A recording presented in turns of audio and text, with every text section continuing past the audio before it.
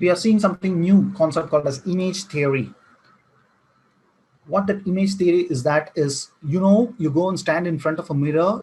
What is it that you see? You see an image of yourself. The same concept here. If I were to bring in a plus q charge in front of a long, infinitely long metal plate, a perfect conductor. A perfect conductor has sigma equal to infinity. Conductivity is infinity. And if it is at a distance d above, you know that the electric fields, if I bring in a unit positive charge, the electric field on the surface has to be perpendicular to the plate.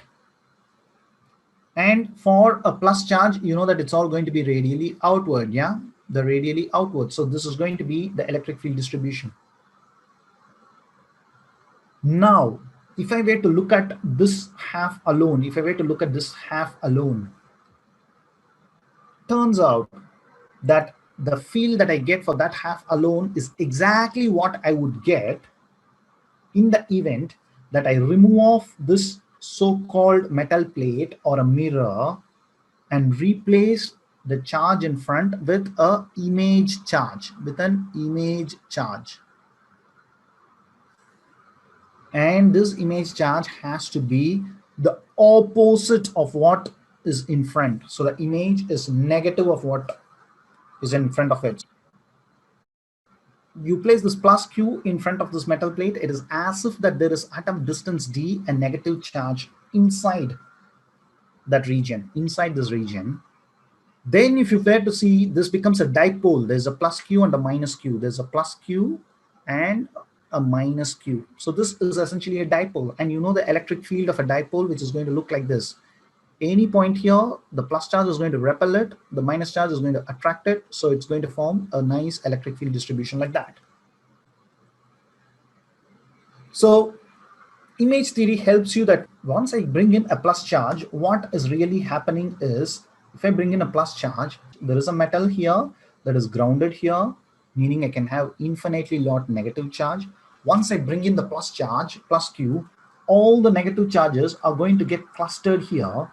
In fact, they will be clustered that the negative charges would be more on one side, and you will see a negative charge distribution like this, which will create a electric field like this. That's how the real physics is.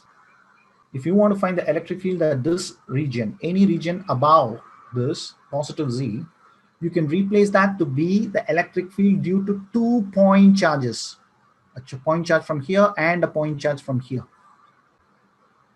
Instead of finding the electric field due to this guy and all these negative charges that gets creating a distribution rho s, that's going to be way too complicated. So you don't even have to do that. All that you need to do is then plus charge q and there is a negative charge, then you find the electric field due to these 2 point charges. So what happens when you're having, instead of point charges plus q, if you have charge distributions like rho s, rho l, rho v, the same phenomenon happens. If this is my rho l, the image is going to be like this. If it's plus rho l, then it's going to be negative rho l here. If it had been negative rho l here, this would have been plus. So the plus will appear minus, the minus will appear as plus.